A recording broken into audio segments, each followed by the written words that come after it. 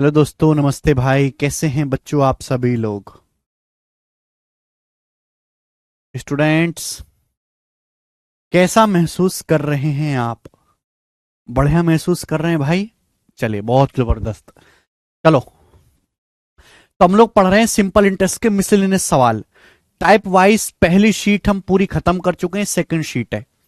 ठीक है भाई, आज कल में खत्म हो जाएगा, फिर हम कंपाउंड इंटरेस्ट शुरू करेंगे। ठीक है जी, चक्रवृद्धि ब्याज। ओके, मैंने आपसे बोला था कि मिसलेनियस सीट में मिसलेनियस टाइप के सवाल हैं जो बच्चों के पल्ले पड़ते नहीं है और वो कर नहीं पाते। पहली शीट में सारे फिक्स टाइप के सवाल थे, सभी बच्चे उनको कर पा रहे थे। लेकिन मिसलेनियस टाइप के क्वेश्चंस भी एग्जाम में आते हैं, ज्यादा नहीं आते पर कभी कभी आते हैं। जी ध्यान सुनिएगा। सवाल नंबर 12, ये जो क्वेश्चन है ये सीजीएल या सीटीएसएल के पेपर में पूछा गया है 2022 में। इस सवाल को करने का तरीका है शिफ्टिंग मेथड। शिफ्टिंग मेथड से हम ये सवाल को सॉल्व करेंगे। ध्यान से सुनिएगा, मैं 2 सवाल करवाऊंगा तब जाके आपको पूरी चीज क्लियर होगी। सुनो, सवाल पढ़ते हैं। A person invested a certain amount at a rate of 12% simple interest and another at a rate of 10% simple interest. He received an annual interest of 130 रुपए। बोला सवाल में यह बोला गया है कि एक आदमी ने कुछ पैसा 12% की दर से और कुछ पैसा 10% की दर से इन्वेस्ट किया और उसे एक साल में 130 रुपए ब्याज मिला। However, if he interchange the amount invested, यदि वो निवेश की गई धनराशि को आपस में बदल देता तो उसे 4 रुपए ज्यादा इंटरेस्ट मिलता, 4 रुपए ज्यादा ब्याज मिलता। तो आपसे पूछा गया कि 12% सिंपल इंटरेस्ट की दर से कितना पैसा इन्वेस्ट किया गया है ओरिजिनली। तो बहुत प्यार से सुनिएगा, समझिएगा, तब जाके बताइएगा। आप ऐसे समझो, आप ऐसे समझो मेरे प्यारे भाई कि आपने ए रुपए इन्वेस्ट किया 12% की दर से और आपने बी रुपए इन्वेस्ट किया 10% ब्याज की दर से, 10% ब्याज की दर से, और आपको एक साल में ब्याज मिला कितना है? 130 रुपए आपको ब्याज मिला। 130 रुपए क्या मिला मेरे दोस्तों? आपको ब्याज मिला, सिंपल इंटरेस्ट मिला, सिंपल इंटरेस्ट।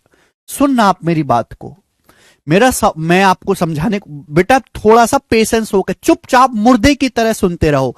कोई कुछ नहीं पूछेगा, कोई कुछ नहीं बोलेगा, कुछ भी नहीं बोलना, केवल सुनना है। ये शिफ्टिंग का ऐसा कंसेप्ट है जो टाइम स्पीड एंड डिस्टेंस में भी लगता है, प्रॉफिट लॉस में भी लगता है, और ये कंसेप्ट जो है आपका सिंपल इंटरेस्ट में भी लगता है, और बच्चे इसको समझ नहीं पाते। इससे बहुत काम आसान होता है। एक आदमी ने माना ए रुपए इन्वेस्ट किया 12% की दर से, बी रुपए इन्वेस्ट किया 10% की दर से, और एक साल में कितना ब्याज मिला? 130 रुपए ब्याज मिला। आगे क्या बोला है? आगे बोला गया कि अगर उसने इन्वेस्टेड अमाउंट को इंटरचेंज कर देता तो 4 रुपए ज्यादा ब्याज मिलता। इन्वेस्टेड अमाउंट को आपस में बदलने का क्या मतलब है कि पहले ए रुपए 12% की दर से इन्वेस्ट कर रहा था, अब ए रुपए इन्वेस्ट करेगा 10% की दर से। यह मतलब हुआ पहले बी रुपए पे 10% ब्याज मिल रहा था, अब बी रुपए इन्वेस्ट करेगा 12% ब्याज की दर से मेरे दोस्तों। ठीक है ना? यानी कि आपने अमाउंट को आपस में बदल दिया। पहले ए पर 12% ब्याज मिल रहा था, अब उसी ए पर 10% ब्याज मिलेगा। पहले ए पर बी पर 10% ब्याज था, अब कितना ब्याज मिलेगा? 12% ब्याज मिलेगा। अब उसे ब्याज के रूप में 4 रुपए ज्यादा मिलते। पहले जितना ब्याज मिलता था अब उससे 4 रुपए एक्स्ट्रा ब्याज उसको मिलता है, 4 रुपए अधिक ब्याज मिलता है। तो आपसे पूछा है ओरिजिनली उसने 12% की दर से कितना पैसा निवेश किया। ओरिजिनली उसने 12% की दर से कितना पैसा निवेश किया, यानी कि सवाल में आपसे ए का मान पूछा गया है। ए का मान, सवाल में ए का मान भी पूछ सकता है, सवाल में बी का मान भी पूछ सकता है, आपसे दोनों ही चीजें पूछ सकता है। देखिए, जब भी कोई ऐसा क्वेश्चन आए कि टोटल सेम हो, टोटल, वहां ये तरीका आप लगा सकते हैं जो मैं तरीका आपको सिखाने वाला हूं, शिफ्टिंग। वहां आप इस तरीके का इस्तेमाल कर सकते हैं जो हम आपको पढ़ाने वाले हैं, शिफ्टिंग। मेरे प्यारे भाई लॉजिकली सुनिएगा प्यारे दोस्तों। देखिए, जहां टोटल सेम हो, देखो यहां पे ए पर 12% ब्याज है, बी पर 10%, तो 12 जमा 10 22 हो रहा है। यहां भी देखो 10 जमा 12, यहां भी 22 हो रहा है। या फिर इंटरचेंज हो रहा हो या फिर टोटल सेम होना चाहिए। देखो टोटल सेम है, 12 10 22, 10 12 22। अब चलो ए का मान बाद में निकालना, पहले मैं आसान चीज आपको निकालना सिखाता हूं, बी का मान, कि 10% के ब्याज दर पे कितना पैसा निवेश किया गया था। पहले आप मुझे बी की वैल्यू निकाल के बताओ। देखो प्यारे भाई, जैसे आपको यहां से बी का मान निकालना है, बी का मान, तो मेरा लॉजिक क्या है ऐसे सवालों को सॉल्व करने का, टोटल सेम है। 12 10 22%, 10 12 जोड़ेंगे 22 आ रहा है। आपसे बी का मान पूछा है, तो ऐसे सवालों का लॉजिक क्या है कि जो चीज आपसे पूछी गई है, अगर सारा का सारा बी में इन्वेस्ट किया जाए, अगर सारा का सारा जो है, ध्यान सुनेगा, अगर आपको बी का मान निकालना है तो आपको ए की वैल्यू को जीरो करना पड़ेगा। अगर आपको बी का मान निकालना है तो आपको ए की वैल्यू को जीरो करना पड़ेगा, जीरो। ध्यान से सुनेगा, एक बार लॉजिकली अगर आप समझ गए तो सवालों को उड़ा लेंगे, एक बार समझना मुश्किल है चीज को। देख, हमेशा बढ़ती डायरेक्शन में काम करना है, हमेशा क्या करना है, बढ़ती डायरेक्शन में आपको काम करना है, बढ़ती डायरेक्शन में। मैं सवाल हटा दूं कि सवाल का अब इसमें कोई लेना देना नहीं है, यहां तक बात समझ में? कृपया मुर्दे की तरह सुनते रहें। हमेशा बढ़ती डायरेक्शन में आपको क्या काम करना है, बढ़ती डायरेक्शन में। सुनो, पहले बी पर कितना ब्याज था, 10%, अब बी पर कितना ब्याज हो गया, 12%। तो देखो ब्याज 2% बढ़ गया, ब्याज 2% बढ़ गया। ध्यान से अगर आप देखोगे यहां 2% बढ़ा है, तो यहां ऑटोमेटिकली 2% कम हो गया, यहां ऑटोमेटिकली 2% कम हो गया। मेरे प्यारे भाई बोलो, बी, अगर ब्याज बी पे 2% बढ़ता है तो 4 रुपए एक्स्ट्रा ब्याज मिलते हैं, 2% बढ़ा है तो यहां ऑटोमेटिकली 2% कम हो जाएगा। मुझे बी का मान निकालना है, बी का मान। देखो मेरे प्यारे भाई, अगर आपको बी का मान निकालना है तो आपको ए की वैल्यू को जीरो करना पड़ेगा, जीरो। मैं यही कह रहा हूं कि अगर ए में ये पैसा 10% इन्वेस्ट ना करके, अगर ये 10% पैसा ए में इन्वेस्ट ना करके, अगर ये पैसा भी बी में ही इन्वेस्ट किया गया होता, तो आप मुझे बताओ कितना ब्याज आपको ज्यादा मिलता। जल्दी से जवाब दीजिएगा। क्लियर है? अगर जो पैसा ए में इन्वेस्ट किया गया 10% ब्याज की दर पर, ये पैसा ए में ना इन्वेस्ट करके अगर ये पैसा भी बी में इन्वेस्ट किया गया होता, तो आपको कितना ब्याज एक्स्ट्रा मिलता। देखो अगर आप यहां पे 10% बढ़ाओगे तो यहां ऑटोमेटिकली मेरे प्यारे भाई देखो 10% कम हो जाएगा, ठीक है ना। यानी कि 12 जमा 10 कितना हो जाएगा मेरे दोस्तों, 22%। लॉजिकली सुनेगा, देखो टोटल सेम रहेगा, 12 10 22, 10 12 22, 0 प्लस 22 22, टोटल सेम रहेगा। क्लियर है? तो ध्यान से सुनेगा मेरे दोस्तों, ये जो पैसा ए में 10% इन्वेस्ट ना करके अगर ये पैसा भी बी में इन्वेस्ट किया गया होता, तो बी में कितना ब्याज मिलता, 12 10, 12 प्लस 10 22%। ए में कितना ब्याज होता, 0%। कितना ब्याज एक्स्ट्रा होता, ध्यान सुनेगा। जब बी में 2% ब्याज बढ़ता है तो ब्याज कितना बढ़ता है, 4 रुपए। जब मेरे दोस्तों ब्याज की दर 2% बढ़ती है बी में, तो ब्याज कितना बढ़ता है, 4 रुपए। दुगना, दो का दुगना है 4, 2% का दुगना है 4। लॉजिकली सोचो, 2% का डबल है 4। अगर बी में ब्याज की दर 10% बढ़ेगी मेरे दोस्तों, तो ब्याज भी कितना बढ़ेगा, दुगना, 20 रुपए बढ़ना चाहिए कि नहीं बढ़ना चाहिए? आप बोलोगे हाँ जी सर बिल्कुल बढ़ना चाहिए, बिल्कुल बढ़ना चाहिए। यहां तक किसी बच्चे को कोई समस्या? भाई ये अगर यहां पे 2% ब्याज एक्स्ट्रा मिला है तो ब्याज कितना एक्स्ट्रा मिला है, 4 रुपए। अगर यहां हम 10% एक्स्ट्रा बढ़ाएंगे तो ब्याज भी कितना एक्स्ट्रा मिलना चाहिए, दुगना 20 रुपए। 2 का दुगना 4 होता है, 10 का दुगना 20। बताओ 130 जमा 4 134, 134 में 20 जोड़ेंगे तो कितना आएगा, 154 रुपए। आप बोलोगे हाँ सर 154 रुपए। यानी कि मेरे दोस्तों मैंने ये क्या किया, शिफ्टिंग का मेथड लगा के मैंने ये किया कि अगर ए में कुछ भी पैसा इन्वेस्ट ना करके अगर सारा का सारा पैसा बी में इन्वेस्ट किया गया होता 22% की दर से, तो आपको कितना ब्याज मिलता, 154 रुपए ब्याज मिलता। अगर ए में पैसा इन्वेस्ट ना करके, ए में ब्याज ना लेके अगर सारा का सारा पैसा बी में इन्वेस्ट किया गया होता 22% की दर से, तो कितना ब्याज मिलता, 154 रुपए। यानी कि बी की वैल्यू का 22% ही 154 है। 22% की वैल्यू 154 है, तो 1% की वैल्यू क्या है, 22 7 154, 7 रुपए। तो बी की वैल्यू का 100% कितना है, 700 रुपए। तो बी का मान आ गया 700 रुपए। आप बोलोगे हाँ जी सर ये बी का मान है 700 रुपीज। एक बार कमेंट करके बताओ कितने बालक इस बात को समझ पाए हैं।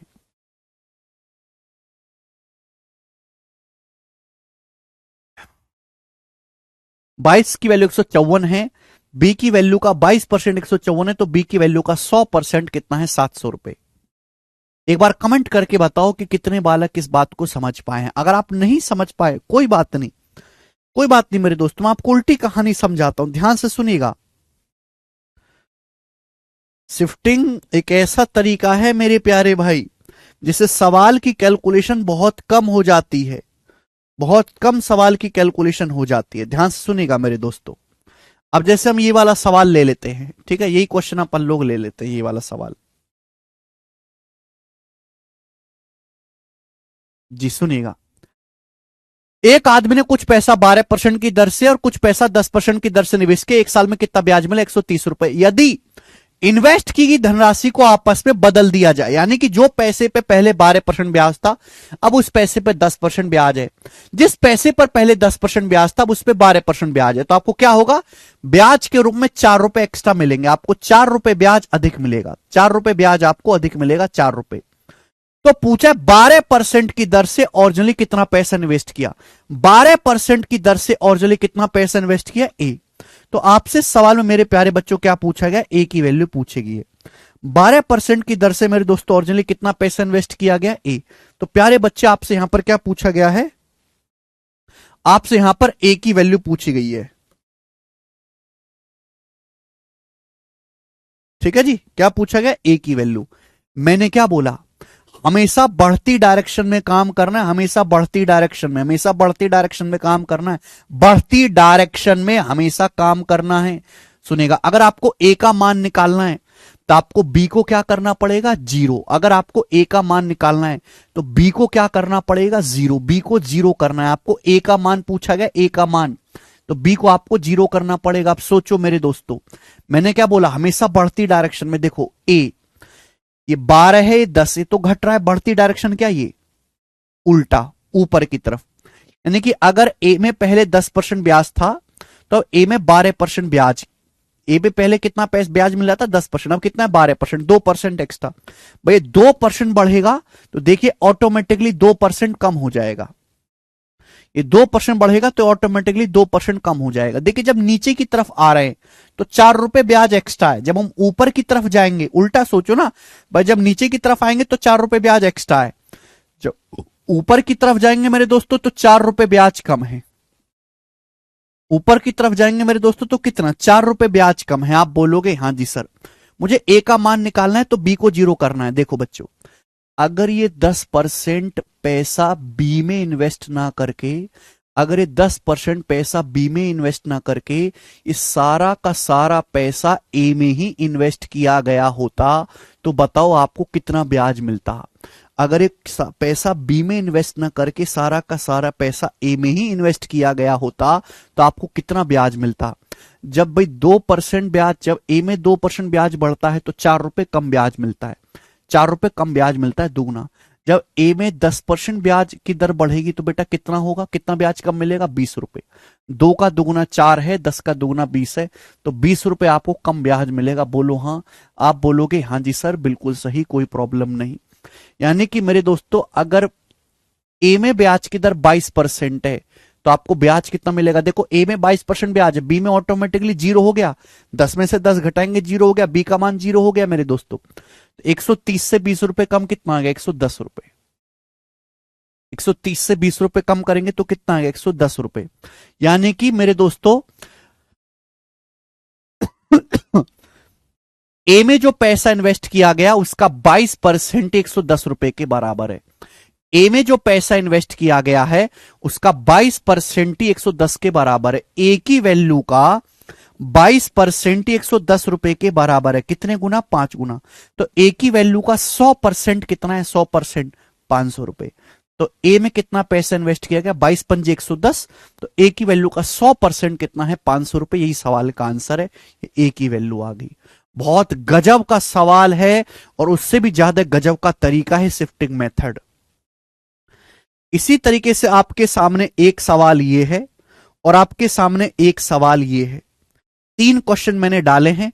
13वां सवाल आप खुद से ट्राई करिएगा। 13वां सवाल, 14वां सवाल ये मैं आपको 13वां मैं बता रहा हूं। चलिए 13वां सवाल भी मैं आपको बता रहा हूं करके। 14वां सवाल आप खुद से ट्राई करेगा, 14 नंबर क्वेश्चन करो।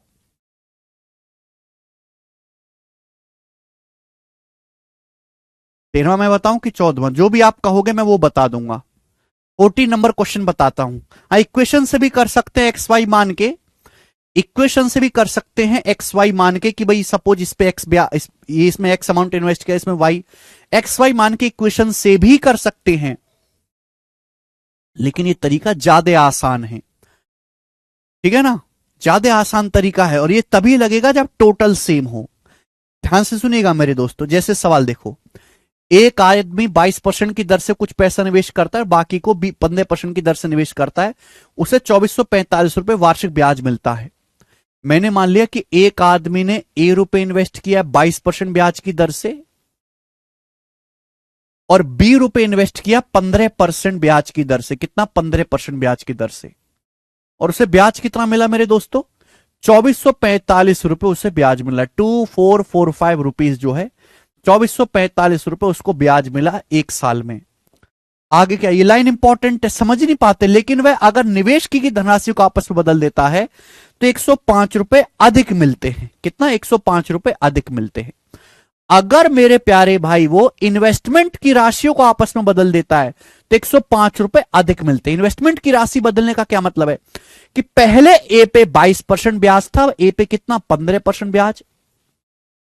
पहले बी पर 15% ब्याज था, 22% ब्याज। भाई इन्वेस्टमेंट का अमाउंट बदलेगा तो ब्याज की दर भी पलट जाएगी कि नहीं? अब मेरे दोस्तों से कितना ब्याज? 105 रुपए अधिक ब्याज मिलता है। जितना ब्याज पहले मिलता था उससे 105 रुपए एक्स्ट्रा ब्याज मिलता है। तो आपसे पूछा है 22% पर कितनी राशि निवेश की गई थी, 22% की दर से कितनी राशि इन्वेस्ट की गई थी। आपसे सवाल में ए का मान पूछा गया है, 22% की दर पर कितनी राशि निवेश की थी। ओरिजिनली 22% की दर पर उसने ए रुपए इन्वेस्ट किए थे। आपसे ए का मान पूछा है, जल्दी से करके बताओ। मैंने क्या बोला कि हमेशा बढ़ती डायरेक्शन में काम करना है। अगर आपको ए का मान निकालना है तो बी को जीरो करना पड़ेगा। ए का मान निकालना है तो बी में जो है आपको इन्वेस्टमेंट, बी का जो ब्याज है वो जीरो करना पड़ेगा। बी में ब्याज की दर, सारा का सारा पैसा आपको ए में इन्वेस्ट करवाना पड़ेगा। बढ़ती डायरेक्शन में देखो, आपको ए का मान निकालना है, किस तरफ बढ़ रहा है? ए। यहां जब ए में 7% ब्याज एक्स्ट्रा मिलता है तो देखो ऑटोमेटिकली बी में 7% कम हो जाएगा। जब ए में 7% ब्याज एक्स्ट्रा मिलता है तो आप देखो ऑटोमेटिकली यह 7% कम हो जाएगा। नीचे आ रहे हैं तो 105 रुपए बढ़ रहा है। अगर उल्टा देखेंगे, अगर हम उल्टी डायरेक्शन में देखेंगे तो देखो 105 रुपए कम हो रहा होगा। आप बोलोगे हाँ सर उल्टी डायरेक्शन देखेंगे, आप बोलोगे हाँ जी सर बिल्कुल से। मुझे ए का मान निकालना है तो बी को जीरो करना है। बेटा ये 15% ब्याज अगर बी में ना मिलके, अगर ये 15% ब्याज भी आपको ए में मिलता, अगर ये 15% ब्याज भी आपको ए में मिलता तो बताओ कितना ब्याज कम होता।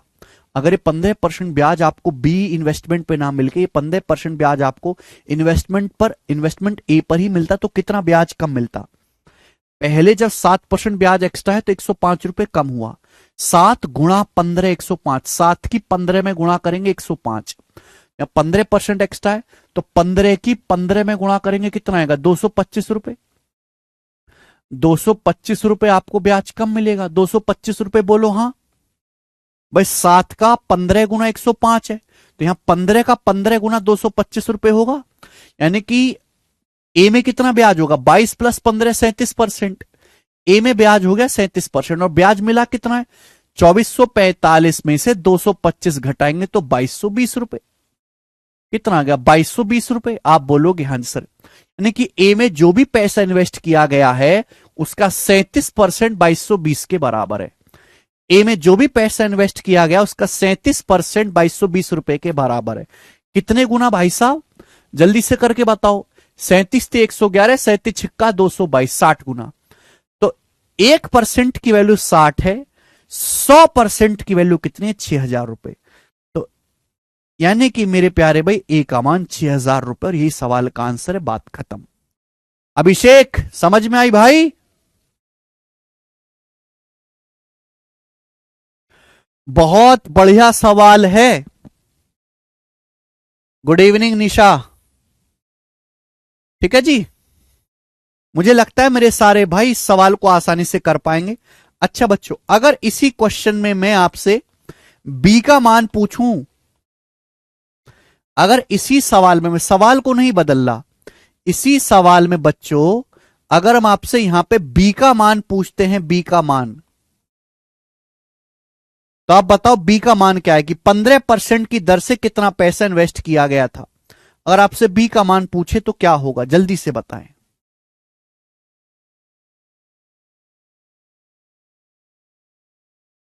15% की दर से कितना पैसा इन्वेस्ट किया गया था, जल्दी से बताओ।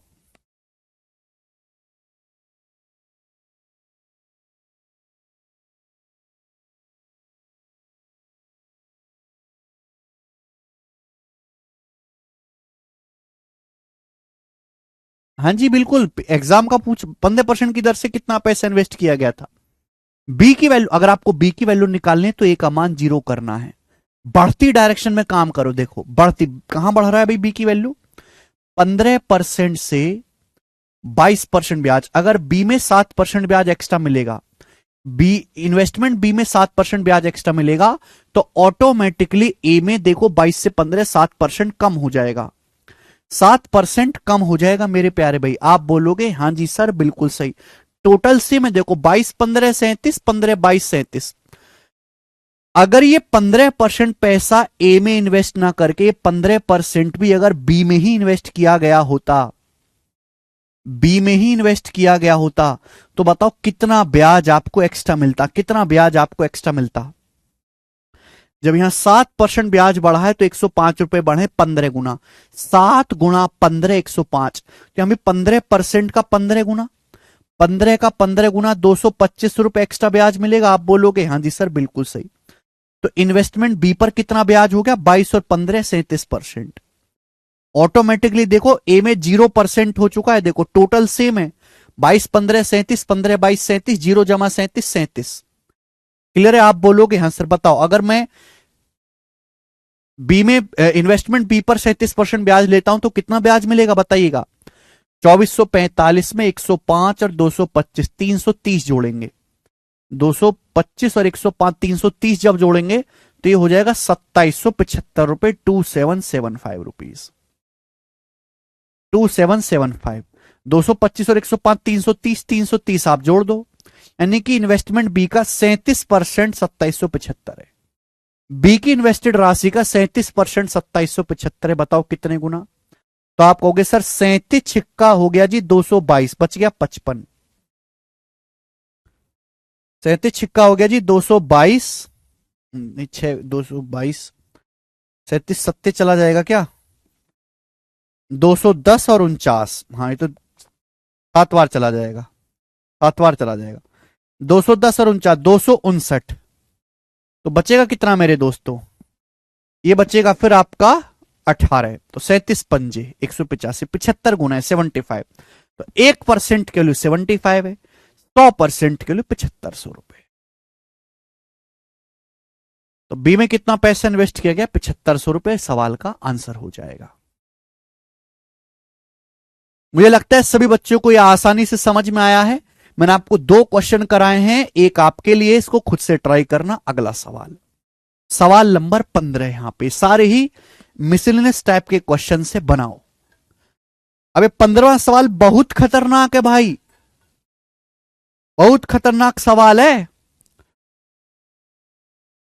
ये सवाल 2015 के प्री में आया था सीजल में। उसके बाद ये शायद ही भारत में कोई पुलिस का पेपर ऐसा हो जिसमें सवाल ना आया हो।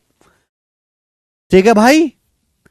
अब देखो किसी टाइप को फॉलो नहीं करता, ये एक सड़क छाप सवाल है जिसका कोई सिर पैर नहीं, बस आपको सॉल्व करना है। बताओ, एक money lender claims to lend money at the rate of 10% पर annum simple interest, however he takes the interest in advance when he lends a sum for 1 year. At what interest rate does he lend the money actually? एक बनिया, एक साहूकार 10% ब्याज की दर से पैसा उधार देता है। एक साहूकार 10% ब्याज की दर से पैसा उधार देता है। मतलब क्या हुआ, 10% की फ्रैक्शन वैल्यू होती है 1/10। एक साहूकार 10% साधारण ब्याज की दर से पैसा उधार देता है, तो इसका बेसिक सा मतलब यह है कि अगर आपने 10 रुपए एक आदमी को उधार दिए हैं तो 1 साल में आप 1 रुपए ब्याज ले लोगे, यानी कि 1 साल बाद आप उस आदमी से 11 रुपए वापस लोगे, 11 रुपए। ये मतलब हुआ, यही है सिंपल जिंदगी।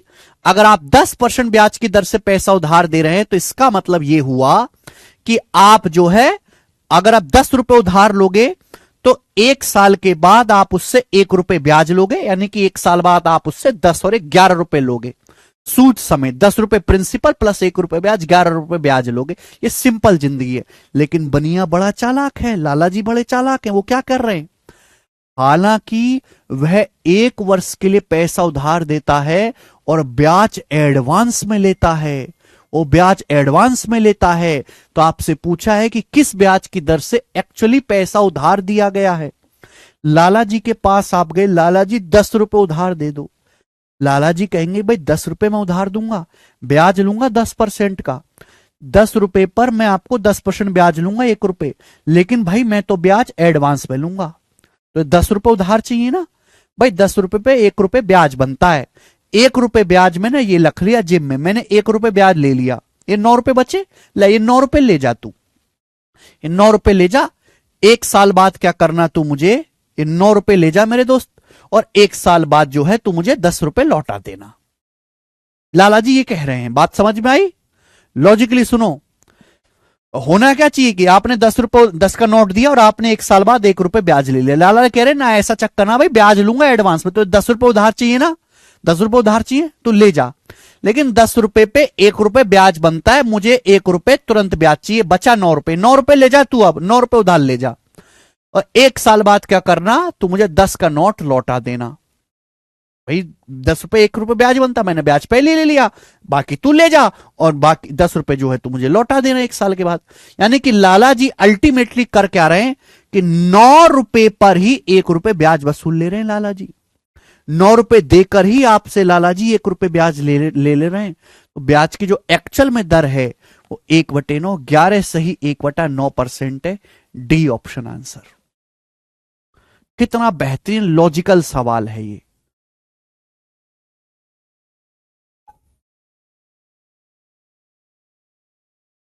मुझे लगता है सभी बच्चों को समझ में आया है। नेक्स्ट अगला टाइप, सवाल नंबर 16 बच्चों करेंगे जल्दी से। अगला क्वेश्चन बनाओ।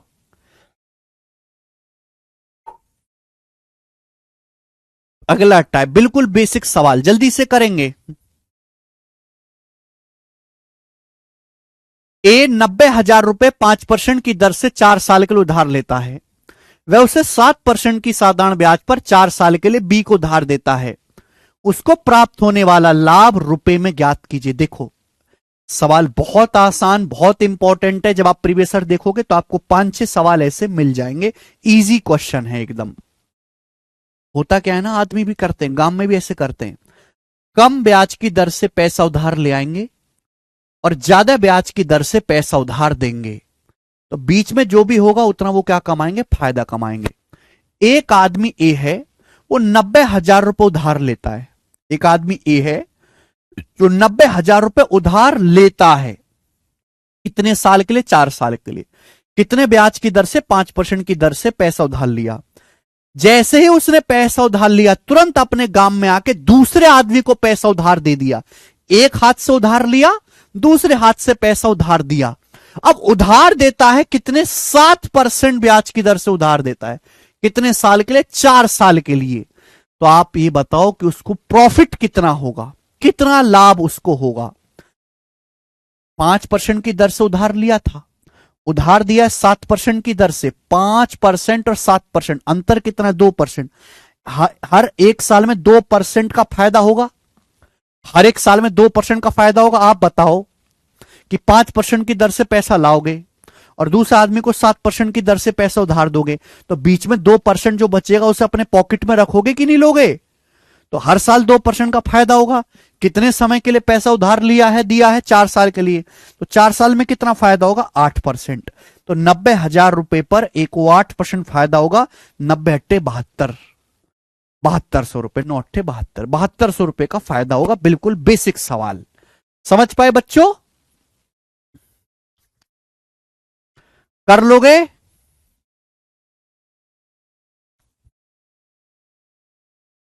A option.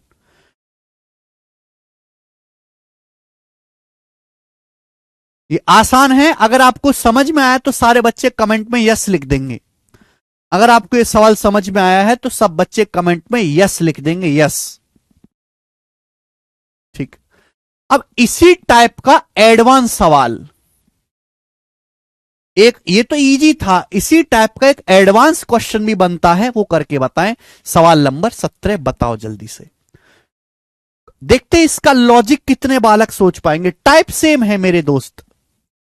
पिंटू जी अगर आप ये भी नहीं समझ पा रहे हैं तो पढ़ने में तो आप बेकार हो ही, आप व्यापार में भी बेकार हो, मतलब आपकी जिंदगी ही बेकार है, आप आदमी ही बेकार हो, आप आजीवन गरीब रहने वाले हो। इस सवाल को सॉल्व करने के लिए पढ़ा लिखा तुम्हारी समझ में आने की जरूरत नहीं है। कोई सड़क छाप आदमी भी जिसने कभी जीवन में कोई पढ़ाई नहीं करी, एक अनपढ़ आदमी भी इस सवाल को सॉल्व कर सकता है खुद से समझ के। इस सवाल को ना समझ पाने का मतलब है कि आप पढ़ाई में तो बर्बाद हो ही, आप जिंदगी के व्यापार में भी बर्बाद रहोगे, आजीवन गरीब रहोगे, तुम कचरा लोग हो फिर। इतनी सिंपल सी बात है कि तुम 5% की दर से पैसा उधार ले आए और दूसरे आदमी को 7% की दर से दे दिया, तो बीच में 2% आप एक्स्ट्रा ब्याज ले रहे हो कि नहीं? 2% फायदा कमाओगे एक साल में, 4 साल में कितना फायदा कमाओगे? 8%। एक और सवाल इसी का करेंगे, 17वां।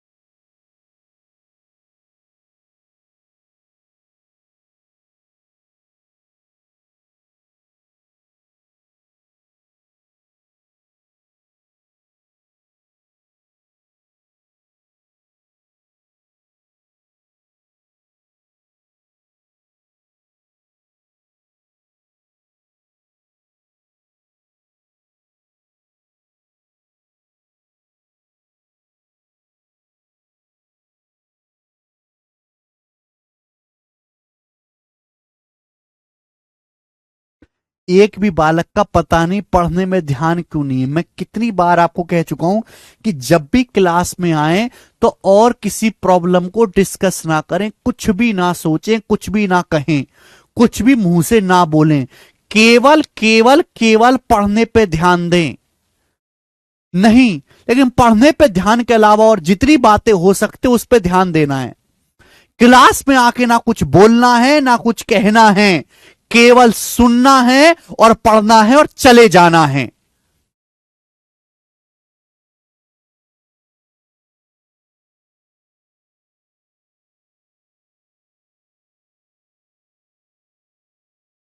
कब क्या चीज होगी, कैसे होगा, वो मुझ पे छोड़ दो, तुम चिंता क्यों करते हो? चुपचाप मुर्दे की तरह बैठे रहो बस और पढ़ो। ये बैच टाइम बढ़ा सकते हैं, ये एज चैप्टर कब होगा, ये कह रहा क्यों कहना, क्यों पूछना, क्या करोगे जान के? हो जाएगा सब। बस चुपचाप मुर्दे की तरह पढ़ते रहिए आप। No question asked, no answer given. चलिए करेंगे जल्दी से। अब सवाल समझे, बहुत ही बेहतरीन और लॉजिकल क्वेश्चन है, थोड़ा सा दिमाग लगाना है। गिरी ने गौरव से 4 साल के लिए 16% की दर से 7800 रुपए उधार लिए। गिरी ने उधार लिए गौरव से 4 साल के लिए, उसने इसमें कुछ पैसा मिलाया और 19% की दर से 4 साल के लिए आजम को उधार दे दिया 19% की दर से। इससे जो है गिरी को 1601 रुपए का फायदा हुआ। गिरी को कितना फायदा हुआ? 1601 रुपए का फायदा हुआ। ज्ञात करें उसने कितना पैसा मिलाया था गिरी ने। बहुत बड़ा सवाल है। देखो गिरी है बिचौलिया, गिरी एक बंदा है, गिरी एक बंदा है, गिरी ने गौरव से 7800 रुपए उधार लिए। गिरी ने गौरव से पैसा उधार लिया, कितना पैसा उधार लिया? 7800 रुपए। कितने ब्याज की दर से? 16% ब्याज की दर से 4 साल के लिए।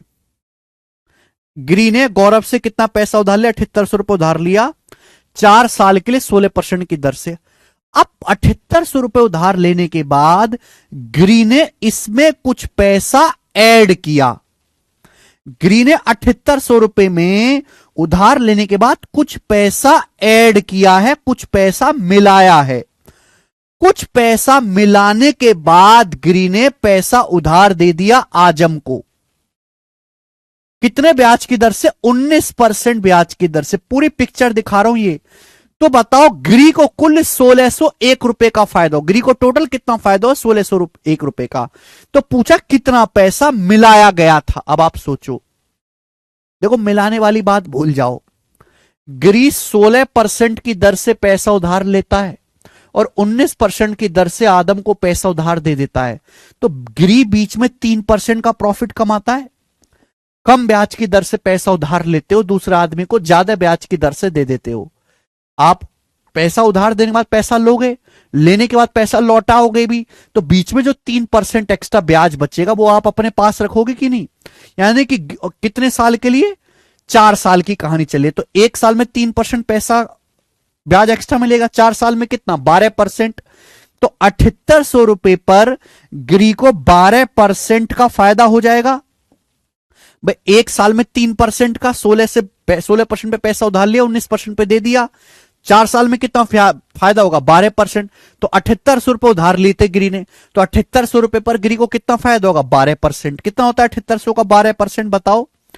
840 और 96, 836, सॉरी 900, कितना आ जाएगा? 878 गुणा 12 हो जाएगा। 840 और 96, 840 में 100 जोड़ेंगे, 940 से 4 कम, 936 रुपए। तो गिरी को 936 रुपए का प्रॉफिट होगा। गिरी को कितना फायदा होगा? 936 रुपए का। लेकिन सवाल तो कह रहा है गिरी को 1601 रुपए का फायदा हुआ। सवाल तो कह रहा है 1601 रुपए का फायदा हुआ। तो बताओ कितना फायदा एक्स्ट्रा हुआ? 1601 में से 936 घटाओ, 11 में से 6 गया 5, 9 में से 3 गया 6 और 15 में से 9 गया 665 रुपए। गिरी को 665 रुपए का एक्स्ट्रा फायदा हुआ।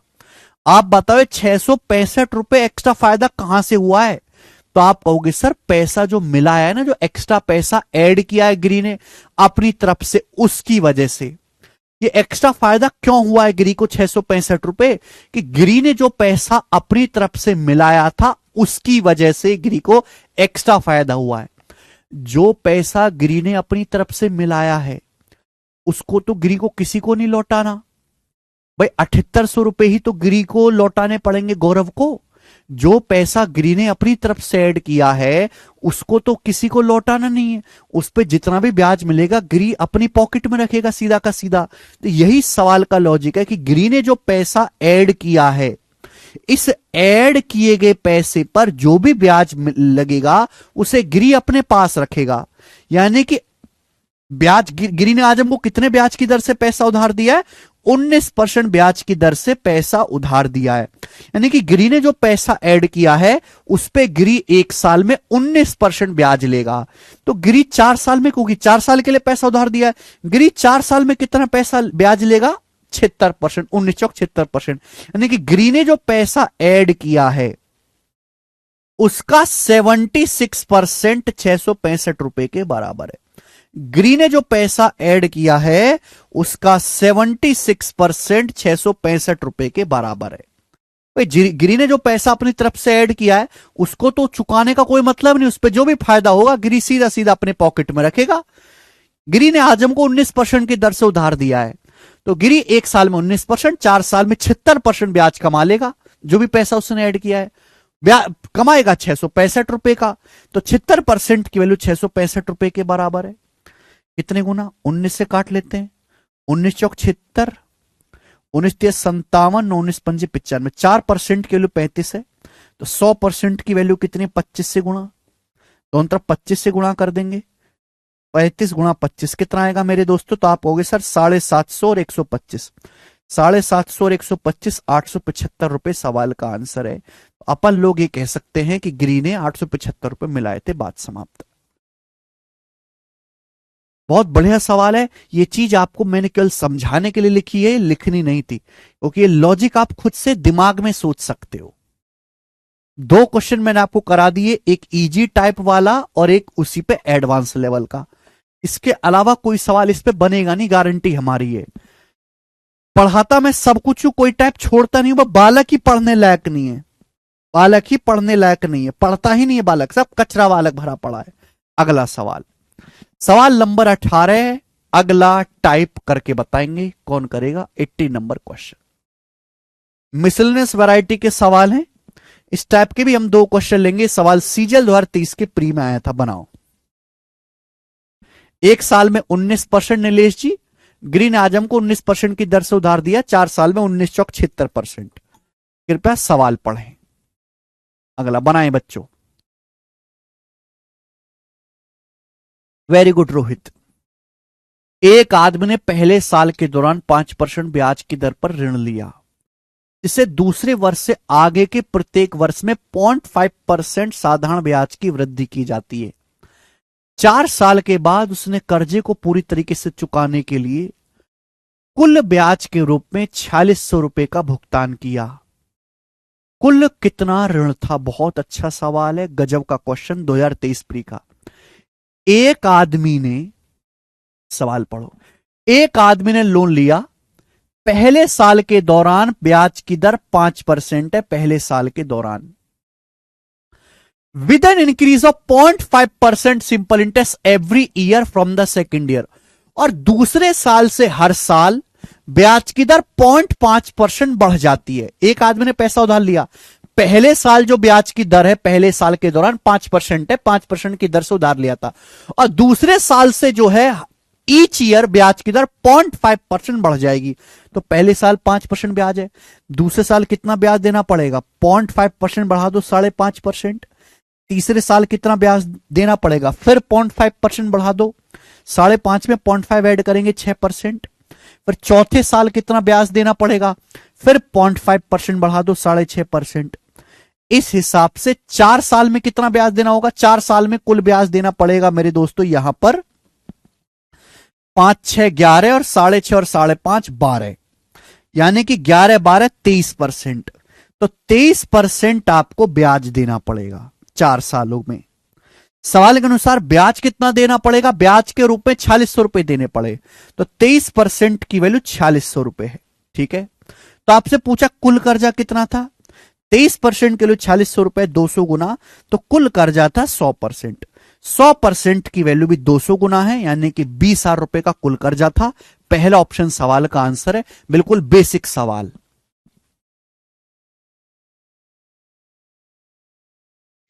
ठीक है जी, ऑप्शन नंबर ए हर कोई बालक कर पाए, ये इजी सवाल था। इसी का एक एडवांस वर्जन लेंगे, सवाल नंबर 19 करो जी। इसी का एक एडवांस वर्जन सवाल नंबर 19 करके बताएंगे जल्दी से। 20,000 रुपए हर बच्चे का आ गया, वेरी गुड।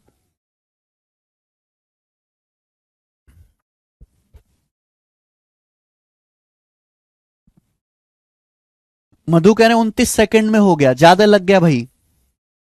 एक a banker lends 4,000 at simple interest to customer.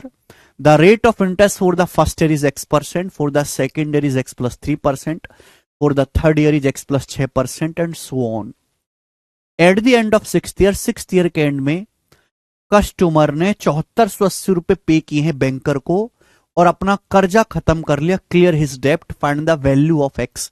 X का मान ज्ञात करें। बहुत बढ़िया सवाल।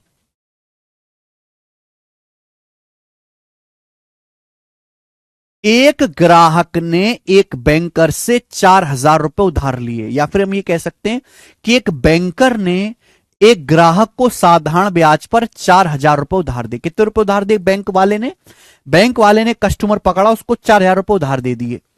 पहले साल ब्याज की दर X% है। पहले साल ब्याज की दर कितनी? X%। दूसरे साल ब्याज की दर कितनी है? X plus 3%। X plus 3%।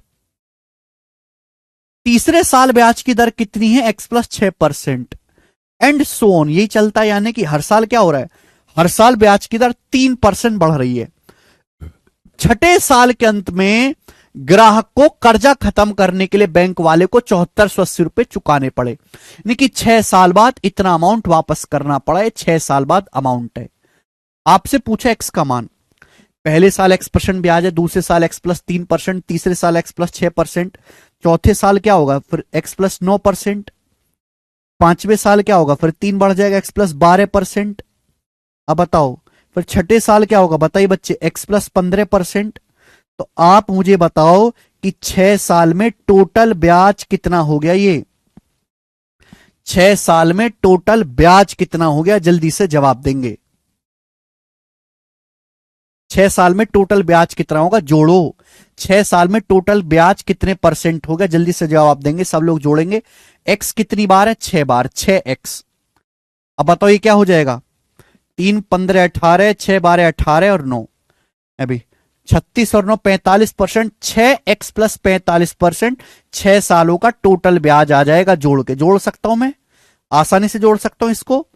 x कितनी बार है, 6 बार, 3 15 18, 6 12 18 और 9 18 18 36 9 45। तो 6 साल में जो टोटल ब्याज है 6x प्लस 45% है। अब सुनो, बैंक वाले ने 4000 रुपए उधार दिए ग्राहक को, 4000 रुपए, ठीक। और कितना मेरे दोस्तों, ग्राहक ने कितना वापस किया 6 साल बाद, 7480 रुपए वापस किया। तो 4000 रुपए पर ब्याज कितना दिया उसने, 7480 में से 4000 घटाओ, 7480 में से 4000 घटाएंगे, 3480 रुपए ब्याज दिया ग्राहक ने। परसेंटेज में कितना ब्याज दिया 6 सालों में, इंटू 100%, ये आ जाएगा। भाई 4000 रुपए उधार लिए थे ग्राहक ने, 6 साल बाद 7480 रुपए चुकाए, तो 6 साल में ब्याज कितना दिया, इंटरेस्ट कितना दिया, 3480 रुपए, 4000 पर 3480 रुपए, परसेंटेज में कितना आ जाएगा ये, तो आ जाएगा 4 अट्ठे 32, 4 सत्ते 28, 87%। तो ग्राहक ने 6 साल में 87% ब्याज चुकाया है, जबकि चुकाया कितना है, 6x प्लस 45%। 6x प्लस 45 की वैल्यू ही 87% है, 4 अट्ठे 32, 4 सत्ते 28। यहां से कितना आएगा, 6x बराबर आ जाएगा भाई 87 में से 45 घटाएंगे तो आ जाएगा 2, और 8 में से 4 गया 42। तो x का मान आ गया 42/6 यानी कि 7। x की वैल्यू 7 है। बी ऑप्शन सवाल का आंसर है। बिल्कुल बेसिक सवाल, सब बच्चे समझ पाए हैं, कोई प्रॉब्लम नहीं। मुझे लगता है इस टाइप का सवाल अब आप कर लोगे। अगला क्वेश्चन सवाल नंबर 20 करके बताएं। ठीक है, all these are miscellaneous questions. इनको आप तभी करें जब आपने टाइप वाइज जो है सारे सवाल पढ़ लिए। ये सवाल नंबर 20 है, देखो कितना सरल सवाल है। ये सवाल मेंस 2021 के पेपर में आया है, एज इट इज, सीजीएल के मेंस में। बताएं, 20,000 और 40,000 की राशियों को 3 साल के लिए 10% और 15% की ब्याज दर पर दिया गया है। कुल साधारण ब्याज कितना है, बताओ जी, हद होगी सवाल में। सम 20,000 and 40,000 are given on simple interest at the rate of 10% and 15% per annum respectively for 3 years. What will be the total simple interest? Simple interest होता है प्रिंसिपल गुणा रेट परसेंट गुणा टाइम। कुल साधारण ब्याज 20,000 रुपए, 40,000 रुपए उधार दिए, कितने साल के लिए उधार दिए, 3 साल के लिए। ब्याज की दर है 10%, एक साल में 10% ब्याज है तो 3 साल में कितना होगा, 30%। 30%। एक साल में अगर 15% ब्याज है तो 3 साल में कितना होगा, 15 या 45। 40,000 रुपए पर 3 साल में कितना ब्याज मिलेगा, 45%। अब बताओ 20,000 रुपए का 30% कितना होता है, 6,000 रुपए, 6,000।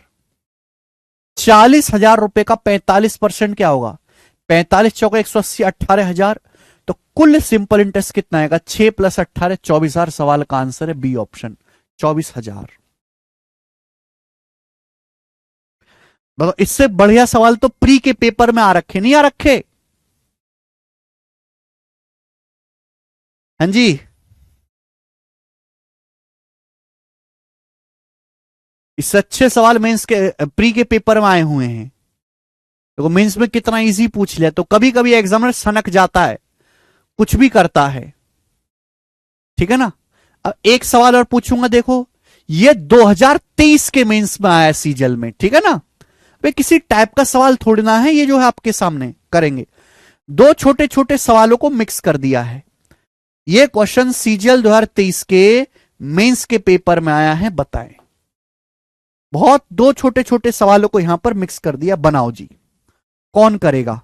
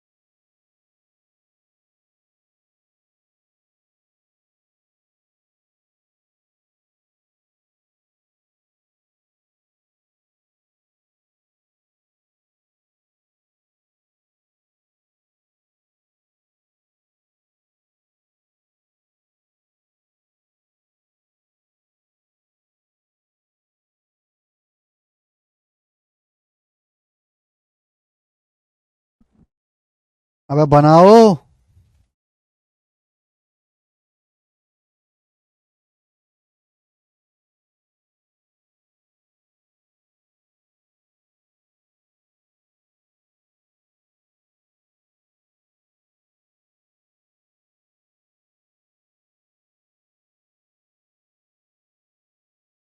करो भाई जल्दी से। आया किसी का 420, अरे वाह, बहुत वेरी गुड। सीट सॉल्व करो सलमान। 2800 रुपए पर 10% की दर से 3 साल में साधारण ब्याज एक्स है, और 6200 रुपए पर 14% की दर से वाई सालों में सिंपल इंटरेस्ट 1736 है, वाई सालों में, ठीक है। तो एक्स बटे वाई का मान क्या है, दो अलग, बिल्कुल ही दो अलग सवालों को यहां पे मिक्स किया गया है। अपन को एक्स बटे वाई निकालना है। एक्स क्या है, 2800 रुपए पर 10% की दर से 3 साल का ब्याज है एक्स। तो आप बताओ एक्स क्या आएगा, व्हाट इज एक्स। 2800 रुपए पर 10% के हिसाब से 1 साल का ब्याज है, 3 साल का ब्याज क्या होगा, मल्टीप्लाई बाई 3, ये 3 सालों का ब्याज हो गया, ठीक है। वाई क्या है, वाई आपके साल है, समय बोला है। 6200 रुपए पर 14% की दर से सिंपल इंटरेस्ट 1736 रुपए है। एक्स बटे वाई क्या होगा मेरे दोस्तों, वाई की वैल्यू कैसे निकालेंगे बताओ। आपको टोटल सिंपल इंटरेस्ट कितना मिला, टोटल सिंपल इंटरेस्ट मिला है बेटा 1736 रुपए। टोटल सिंपल इंटरेस्ट कितना मिला है, 1736 रुपए। 1 साल में कितना है, 6200 रुपए पर 1 साल में ब्याज होगा 14%। मैंने क्या बोला था कि टोटल ब्याज को 1 साल के ब्याज से भाग दीजिए। टोटल ब्याज कितना मिला, 1736 रुपए। 1 साल में कितना ब्याज है, 1 साल में ब्याज है 6200 रुपए का 14%। 1 साल में ब्याज है 6200 रुपए पर 14%। ये वाई का मान आ गया, ये एक्स का मान है, ये वाई का मान है। सवाल में पूछा एक्स बटे वाई, यानी कि इन दोनों को डिवाइड करना था। ये था मेरे दोस्तों। ऐसा नहीं कि आप पूरी कैलकुलेशन करो फिर मेरे दोस्तों तब करो, जब मुझे डिवाइड ही करना है तो मैं कैलकुलेशन क्यों करूंगा, मैं तो अब करूंगा कैलकुलेशन। परसेंटेज 2 जीरो कटेगा, एक सेकेंड, ये परसेंटेज 2 जीरो कैंसिल आउट, ये परसेंटेज से 2 जीरो कैंसिल आउट, ठीक है जी, चलेगा। अब मेरे दोस्तों नीचे 62 गुणा 14 है, ये 62 गुणा 14 जो है ये ऊपर पहुंच जाएगा 62 गुणा 14। बोलिएगा, आप बोलोगे हां जी सर बिल्कुल सही। अब यहां पर मेरे दोस्तों 31 से तो कटना ही कटना है, क्योंकि 62 आ रहा है ना, हालांकि 62 से भी काट सकते हैं। तो 62 से 1736 है, तो 62 दूनी 124, बचेगा कितना 9, और 6 में से 3 ये 3। तो मेरे दोस्तों कितनी बार जाएगा फिर ये आपका, 6 बार चला जाएगा। 6 बार आपका नहीं, 62 दूनी 124, 13 में से 4 गया 9, और यहां पे बचेगा फिर आपका 6 में से 2 गया 4, 496। ये आपका 8 बार जाएगा जी, 28। 28 से 28 कट गया, 14 तिया 42 दुसाम 420। सी ऑप्शन इस सवाल का आंसर है। 14 तिया 42 दुसाम 420 is the correct answer, C option. समझ में आया? 370 कैसे होगा गधे हैं? ऊपर जब 7 दिखाई दे रहा है तो 7 का मल्टीपल तो आना ही था। सवाल में कुछ भी दम नहीं, एकदम सरल सवाल था। ये मींस का क्वेश्चन था, एक्स और वाई की वैल्यू अलग अलग निकाली। अब देखो 2 सवाल आपसे पूछता हूं 22वां।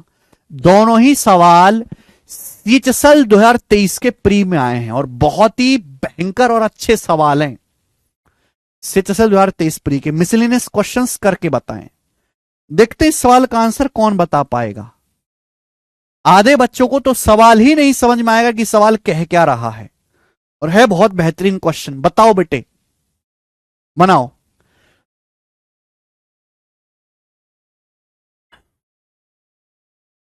टी साल में एक राशि पर 10% की दर से साधारण ब्याज मूल राशि का 5/8वां हिस्सा है।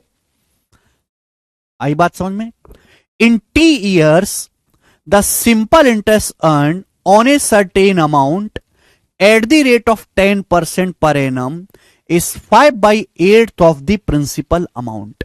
ठीक है, टी साल में 10% के हिसाब से जो ब्याज मिलता है वो प्रिंसिपल का 5/8 है। यदि ब्याज की दर 10% की 3/4 कर दी जाए, यदि रेट ऑफ इंटरेस्ट को 10% का 3/4 कर दें और साधारण ब्याज वही रहे, साधारण ब्याज सिंपल इंटरेस्ट वही रहे, तो बदले हुए मूल्य के बारे में कौन सा कथन सत्य है? यानी कि सवाल में टी की वैल्यू आपसे पूछी है कि टी में क्या बदलाव होगा। ध्यान से सुनिएगा, इस सवाल में देखो सिंपल इंटरेस्ट क्या होता है?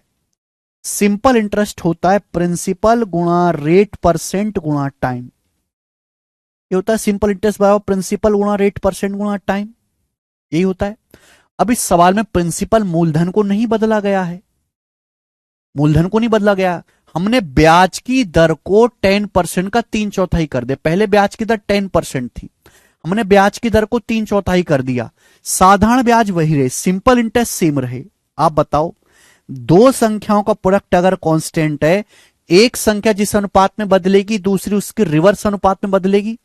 हमने ब्याज की दर को 3/4 कर दिया। ब्याज की दर थी पहले 10%, हमने ब्याज की दर को 10% का 3/4 कर दिया, तो समय उल्टे अनुपात में हो जाएगा, समय 4/3 गुना हो जाएगा। नहीं कि समय अगर पहले 3 था तो समय 4 हो जाएगा, समय 4/3 गुना हो जाएगा। 3/4 गुना नहीं, समय पहले से 4/3 गुना हो जाएगा। सेम नहीं रहेगा, समय बदल जाएगा। यानी कि मुझे समय की एक्चुअल वैल्यू निकालनी है। अब बताओ मेरे दोस्तों,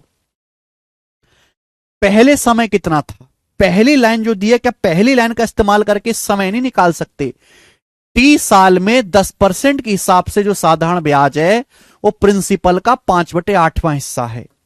एक बात का जवाब दो मेरे दोस्तों, सिंपल इंटरेस्ट जो है प्रिंसिपल का 5/8 है। सिंपल इंटरेस्ट प्रिंसिपल का 5/8 है। 5/8 क्या होता है? 1/8 12.5%। 5/8 कितना होता है? 62.5%। अब बताओ, सिंपल इंटरेस्ट जो मिला है वो 62.5% मिला है। आपको ब्याज कितना मिला है? 12.5%। साधारण ब्याज जो है वो प्रिंसिपल का मूल राशि का 62.5% है। सिंपल इंटरेस्ट है 62.5%, ब्याज की दर है 10%। एक बार बताओ, एक साल में 10% ब्याज है तो 62.5% ब्याज कितने साल में मिलेगा? डिवाइड कर दो। अगर एक साल में 62.5% ब्याज है, सॉरी एक साल में अगर 10% ब्याज है तो आपको टोटल ब्याज 62.5% मिला है, तो कितने साल में मिलेगा? 6.25 ईयर्स में। 6.25 ईयर्स में, यानी कि टाइम जो था वो 6.25 ईयर्स था मेरे प्यारे भाई। 6.25 ईयर्स, यानी कि पहले जो समय था वो था 6 सही 1/4 साल। 6 से 1/4 मतलब 4 6 24 1 25, 25/4 साल। पहले समय 25/4 साल था। बोलो, क्लियर है? बात समझ में आई? ठीक है ना? आपसे पूछा अब समय क्या होगा मेरे दोस्तों, तो बताओ अब समय क्या हो जाएगा? अगर 3 की वैल्यू 25/4 साल है, 3 की वैल्यू 25/4 साल है, तो 4 को ऊपर ले आओ, 3 नीचे आ जाएगा। 4 की वैल्यू आएगी 25/3 साल, यानी कि अब समय हो गया 25/3 years.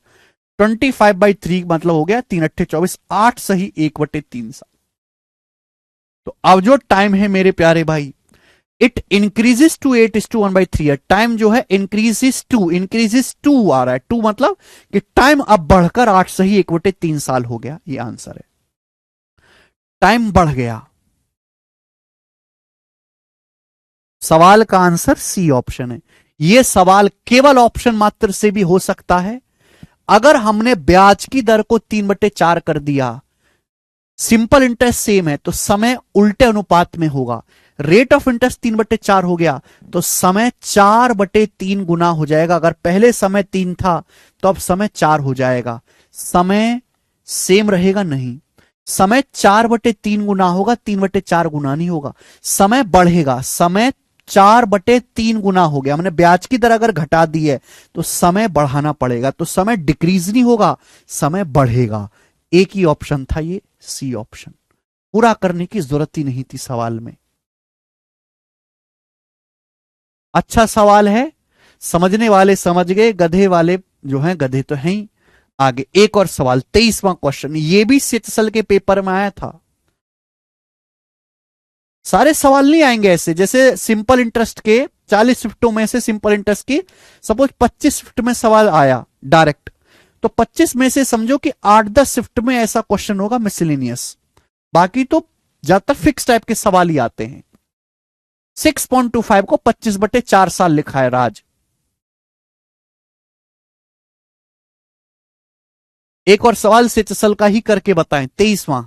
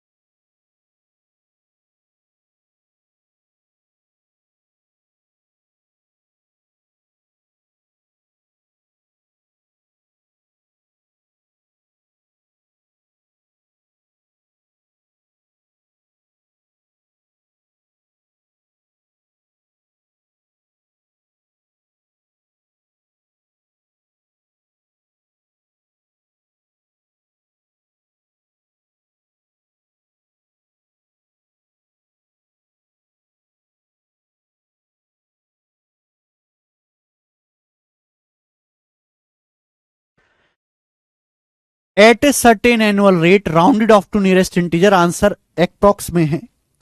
Of simple interest sum of money becomes 9 times its original value in 21 years. By how much does the rate of interest change if the same sum of money has to become 12 times its original value in 25 years?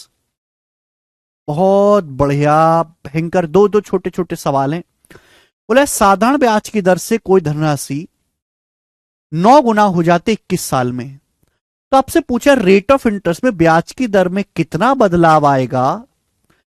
Rate of interest में change आपसे पूछा, कितना change आएगा यदि समान धनराशि को 12 गुना होना है 25 साल में। बताओ मेरे दोस्त, कोई धनराशि, अब बताओ पहले ब्याज की दर कितनी थी, कोई धनराशि 21 सालों में 9 गुना हो गई। अगर कोई धनराशि 21 साल में 9 गुना होगी तो ब्याज कितना मिला, 8 गुना। 8 गुना ब्याज मिला भाई, 1 रुपए 9 रुपए बन गए तो ब्याज कितना मिला, 8 गुना। कितने साल में, 21 साल में। एक साल में कितना ब्याज मिला, बटे 21 ऑलरेडी पढ़ा चुका हूं। परसेंटेज में कितना ब्याज मिला, इंटू 100%। क्योंकि पहले ब्याज की दर ये थी, 21 या 63 बचेगा 17 है भाई, और फिर 21 अट्ठे 168 और 21 एकम 21, यानी कि पहले ब्याज की दर ये थी 38.1%। अब बोला है यदि वही धनराशि 25 साल में अपनी ओरिजिनल वैल्यू से 12 गुना हो जाए तो ब्याज दर में कितना परिवर्तन होगा। यदि ब्याज की वही धनराशि 25 साल में 12 गुना होगी, अगर कोई धनराशि 12 गुना होगी तो ब्याज कितना मिला, 11 गुना। 1 रुपए 12 रुपए बन गए 12 गुना, तो ब्याज तो 11 रुपए मिला ना। 11 रुपए ब्याज कितने साल में, 25 साल में। तो एक साल में कितना ब्याज है? 11/25। 1/25 4% होता है, 11/25 44%। ये स्टैंडर्ड फ्रैक्शन नहीं थी, स्टैंडर्ड है भैया, मुझे याद है अच्छी तरीके से 44%। तो ब्याज की दर पहले 38.1% थी, अब ब्याज की दर 44% होगी। तो बताओ ब्याज की दर में कितना परिवर्तन आया? ब्याज की दर 6% बढ़ गई, इंक्रीजेस बाई लगभग 6% बढ़ गई। परसेंटेज चेंज नहीं पूछा ब्याज की दर में, पूछा है ब्याज की दर कितनी बढ़ी, कितना चेंज आया। 38.1 से अगर ब्याज की दर 44% होगी तो ब्याज की दर कितनी बढ़ी है? 6% इंक्रीज। ये आंसर है, बात समाप्त। सवाल में कोई दम नहीं था, बच्चे देखते ही डर जाएंगे बस। सवाल नंबर 24 अगला क्वेश्चन बनाएं। 24 और 25 दो सवाल हैं इस टाइप के, बनाओ जी। पहले ये 24वां, ये क्वेश्चन सेम टू सेम 2013 या 2014 के मीन्स में आया हुआ एज इट इज, ठीक है, टीसीएस से पुराने लेवल का सवाल है, बनाओ।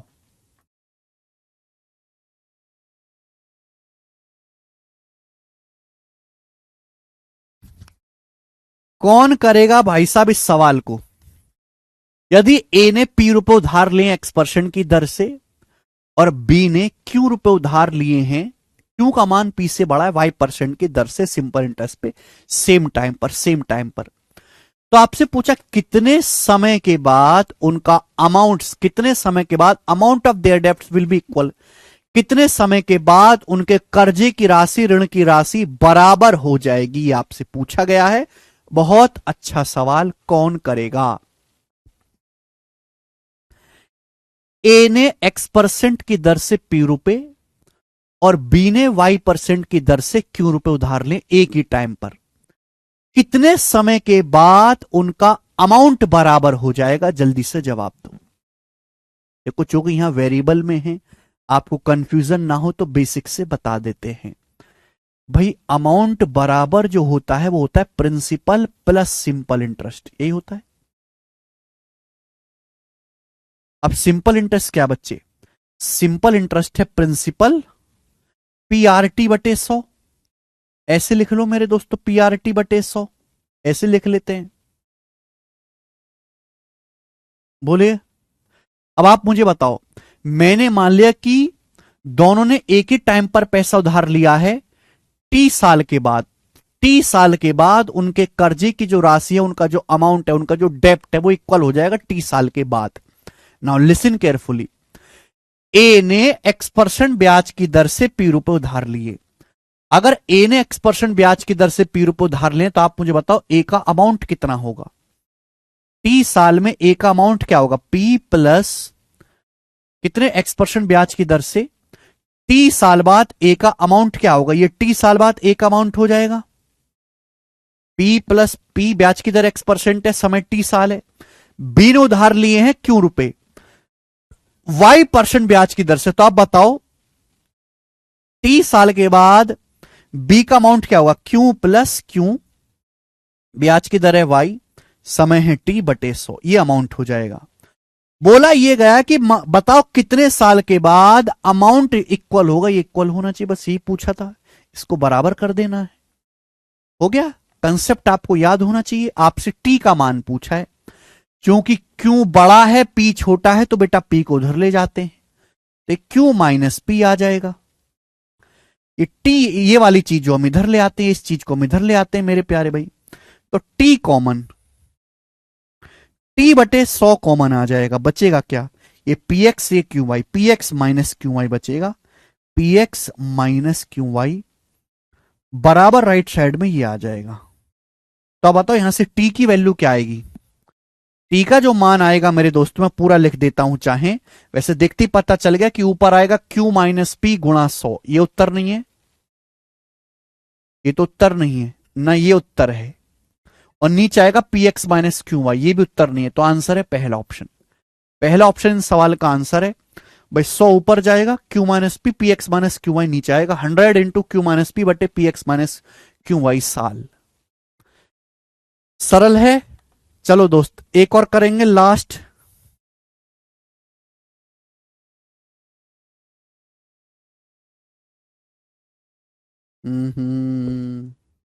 चलो 27 क्वेश्चन तक करेंगे, बनाओ जी। अब यहां पर भी सेम क्वेश्चन है, सेम क्वेश्चन है, बस पिछला वाला सवाल वेरिएबल में था और यहां ये सारा सवाल डाटा में है। ये सवाल सीआरपीएफ हेड कांस्टेबल 2022 के पेपर का है, एज इट इज। मुझे हर बच्चे से इस क्वेश्चन का आंसर चाहिए, जल्दी से बताएंगे। एक आदमी 80,000 रुपए की राशि को 24% और 91,000 रुपए की राशि को 20% पर निवेश करता है। बोला राशि कितने साल में बराबर हो जाएगी, कितने सालों में अमाउंट इक्वल हो जाएगा। एक आदमी ने 80,000 रुपए इन्वेस्ट किए 24% ब्याज की दर से और 91,000 रुपीज इन्वेस्ट किए 20% ब्याज की दर से। कितने साल में अमाउंट बराबर हो जाएगा मेरे प्यारे भाई? देखिए, एक ये जो पैसा इन्वेस्ट किया गया 80,000 रुपए और 91,000 रुपए, इस पैसे के बीच में कितना डिफरेंस है? 11,000 रुपए का डिफरेंस है। प्रिंसिपल के बीच में कितना डिफरेंस है? 11,000 रुपए का डिफरेंस है मेरे प्यारे भाई। अगर यहां 11,000 रुपए ब्याज ज्यादा मिल जाए, अभी क्या है, ये 80,000 रुपए इन्वेस्ट किए, 91,000 रुपए, यहां 11,000 रुपए ज्यादा इन्वेस्ट कर दिया। अगर यहां 11,000 रुपए ज्यादा ब्याज मिल जाए तो देखो अमाउंट बराबर हो जाएगा। अमाउंट बराबर है principal plus simple interest. Principal में 11,000 का डिफरेंस है, यही अगर 11,000 का डिफरेंस ब्याज में मिल जाए तो अमाउंट इक्वल हो जाएगा। अगर यहां 11,000 रुपए ब्याज ज्यादा मिल जाता है दूसरे वाले केस से, तो आप बताओ दोनों का अमाउंट इक्वल हो जाएगा। अमाउंट कब इक्वल होगा? अभी जो हमने पैसा इन्वेस्ट किया उसमें 11,000 रुपए का अंतर है। ये 11,000 रुपए जो मैंने कम इन्वेस्ट किया, अगर मैं 11,000 रुपए ज्यादा ब्याज से वसूल लूं दूसरे की तुलना में, तो भैया मेरा अमाउंट इक्वल हो जाएगा। लॉजिकली सोचो, लॉजिकली सोचना है तो 11,000 रुपए किसमें ब्याज में डिफरेंस बनना चाहिए। या 80,000 रुपए पर एक साल में कितना ब्याज है? 24%। 24 अट्ठे 192, 19,200। या 91,000 रुपए पर एक साल में कितना ब्याज मिलेगा? 20%। 91,000 का 20% 18,200। यानी कि एक साल में ब्याज में कितना डिफरेंस है? 1,000 रुपए। एक साल में ब्याज में कितना अंतर आएगा? 1,000 रुपए का। आप बोलोगे हाँ जी सर, मुझे डिफरेंस कितना लाना है 11,000 रुपए का ब्याज में, तो कितना समय लगेगा? 11,000 को 1,000 से भाग देंगे, समय लगेगा 11 साल। ये सवाल का आंसर है बी ऑप्शन। जो बच्चे इस लॉजिक को ना पकड़ पाते हो वो पिछले वाले सवाल की तरह कर लें।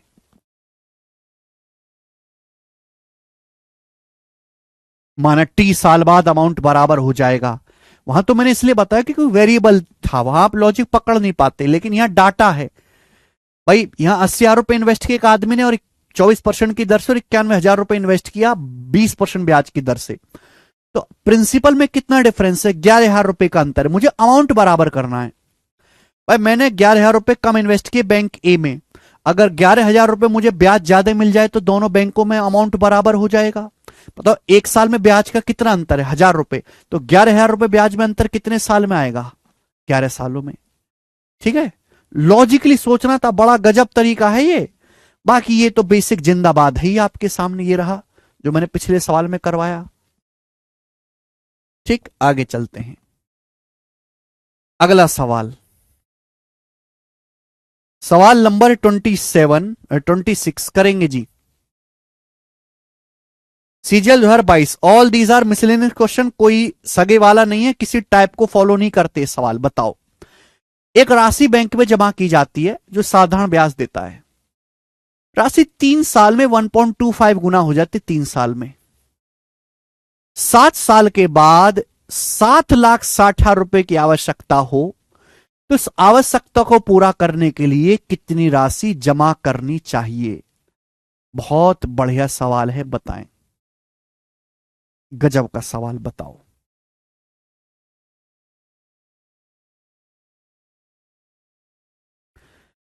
कुछ पैसा, कोई पैसा बैंक में जमा किया जाता है, ठीक है। ये पैसा 3 सालों में 1.25 गुना हो जाता है। यदि 7 साल के बाद 7,60,000 रुपए की जरूरत है तो इस जरूरत को पूरा करने के लिए किसी को कितना पैसा बैंक में जमा करना पड़ेगा? जी जल्दी से सोच के बताएं। एक बार बताओ, कोई धनराशि 3 साल में 1.25 गुना हो जाते, कितने साल में? 3 साल में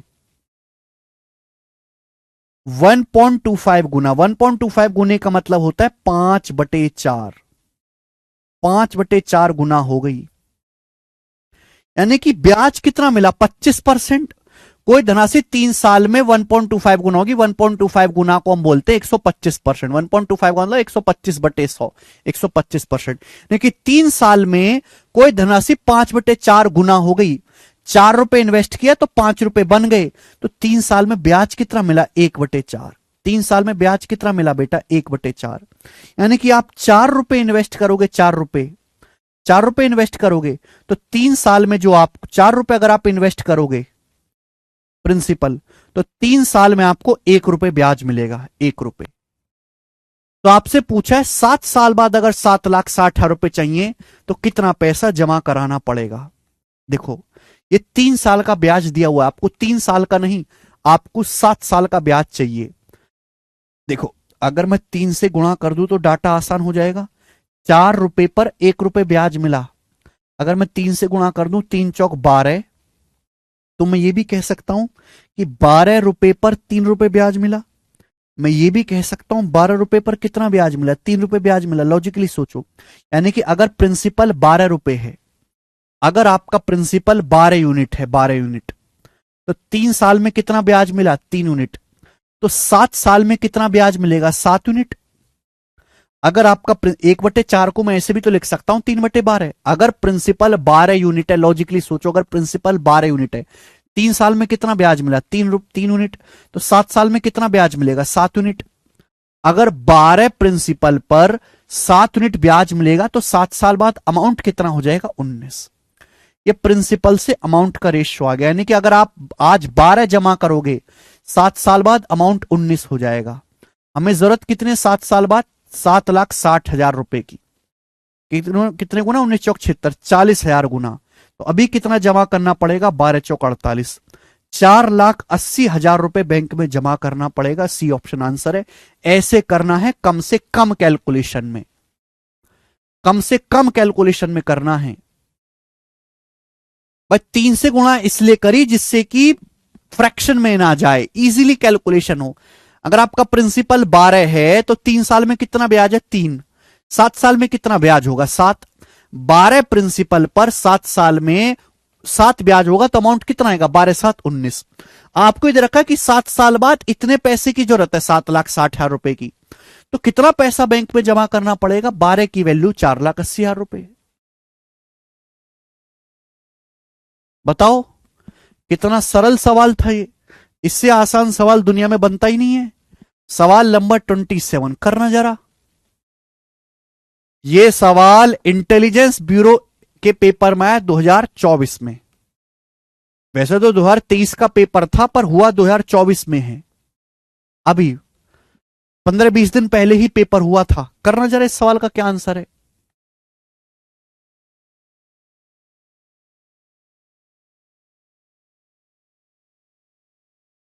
सर मेरी शादी कर दी लॉकडाउन में, 3 साल हो गए, लेकिन लाऊगा नहीं, लाऊगा लिखा, लुगाई लिखा, क्या लिखा ये? लेकिन लगा नहीं जब तक जॉब नहीं लगूंगा। जॉब नहीं लगेगी तो? अब क्या कह रहे हो तुम? क्लियर बोल, क्लियर। सब टाइटल सही नहीं है तुम्हारे। तो जब तक जॉब नहीं लगेगी घर से नहीं लाएंगे। बेटे ऐसा रिस्क मत उठाओ, क्या पता किसी और की जॉब लग गई हो। जो भी हो, अपने अंडर कर लो पहले, जॉब तो लगती रहेगी। और तुम कौन से दूध पीते बच्चों की शादी तुम्हारी जबरदस्ती कर दी लॉकडाउन में? ये लॉकडाउन में शादी कर ले, क्या पता लॉकडाउन के बाद जिंदा रही ना रही।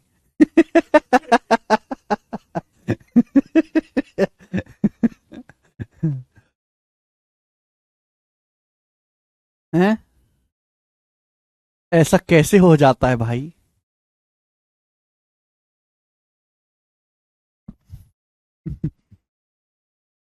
इंटेलिजेंस ब्यूरो का सवाल करके बताएं जल्दी से, लेटेस्ट क्वालिटी क्वेश्चन आपके लिए।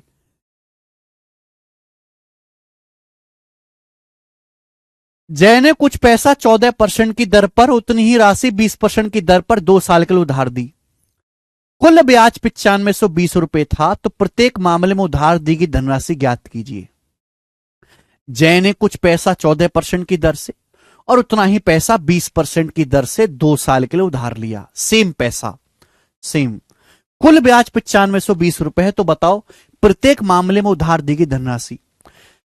दो आदमियों को बुलाया, दोनों को समान पैसा उधार दिया, इसको भी 100%, इसको भी 100% उधार दिया। कितने साल के लिए? 2%, 2 सालों के लिए। पहले आदमी को 14% की दर से बताओ 2 साल में कितना ब्याज होगा? 14 दूनी 28%। उतना ही पैसा आपने उधार दिया 20% की दर से 2 साल के लिए। 2 साल में कितना ब्याज होगा? 40%। तो 2 साल में टोटल ब्याज कितना हो गया? 20 दूनी 40 और 28, 68%। 68% टोटल ब्याज हो गया। जबकि सवाल के अकॉर्डिंग कुल ब्याज कितना है? 9520 रुपए। तो आपसे पूछा है find the amount of money that was lent in each case. 100% की वैल्यू आपसे पूछी है। 17 से जाएगा ही जाएगा। 17 चौका 68, 17 पंजे 85, 10 17 छिक्का 102। 4% की वैल्यू 560 है। 1% के लिए 140 है। 14 चौका 56। 100% के लिए 2 जीरो चुपका दो। 100% के लिए 14,000 रुपए। ये आंसर है सी। बात खत्म। सर जी मैं अब पढ़ाई से उब चुका हूं, कुछ करिए प्लीज। इंडियन पढ़ाई से उब चुके हो तो 3 दिन जाकर भट्टे पे काम कर लो, ईंटा के भट्टे पे 3 दिन तक।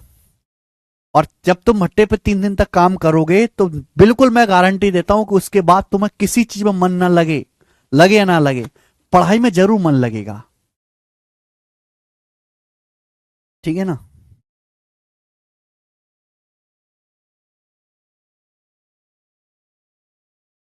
सर एमटीएस के मैथ और सी सेट के मैथ में कौन आसान है प्लीज?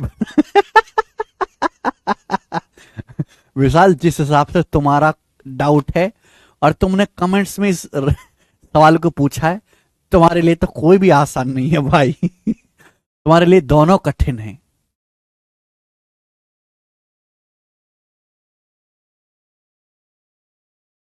सर इतना कंटेंट रिवाइज कैसे करें मल्टीपल टाइम्स? मल्टीपल टाइम्स नहीं संस्कार जी, 1-2 बार करना है। अभी 2 दिन की छुट्टी थी, क्या करा? अब इन 2 दिन की छुट्टी थी, 2 दिन की छुट्टियों में पूरे हफ्ते 5 दिन का पड़ा हुआ रिवीजन हो सकता है आसानी से, पर तुमने करा ही नहीं है।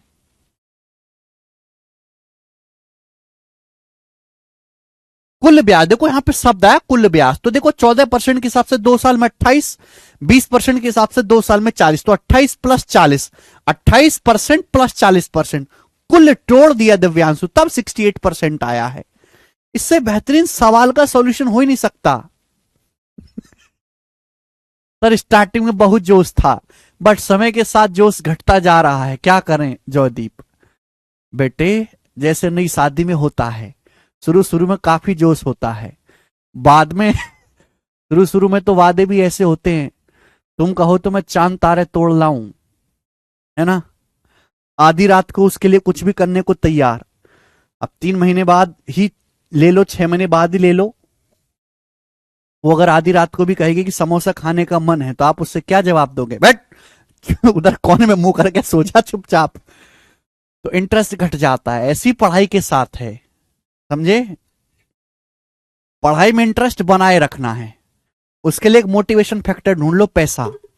जॉब लगेगी तो पैसा आएगा, और पैसे से इंटरेस्ट हमेशा बना रहता है। पैसे ही एक ऐसी चीज है जो आदमी का इंटरेस्ट हमेशा बनाए रखती है, बस। बाकी हर किसी से इंटरेस्ट कम ज्यादा ऊपर नीचे होता रहता है, पैसे से मोह कभी कम नहीं होता। उसको दिमाग में रख के, ध्यान में रख के तैयारी करते रहो चुपचाप। जितेंद्र कह रहे हैं सर वो बेलन से मारती है। जितेंद्र जी देखना किस दिन तवा हाथ में ना आ जाए। और गर्म हुआ तो और ज्यादा रिस्क है।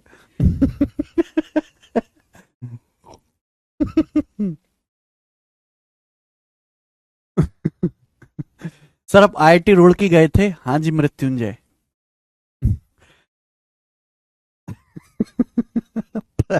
पतीला फेंक के पतीला फेंक के मारा था। जितेंद्र जी, लगता है उसका निशाना कच्चा है जो आप पक बच गए। इस बार बिल्कुल सामने सटीक से खड़ा होइएगा और कहना अब निशाना लगाओ।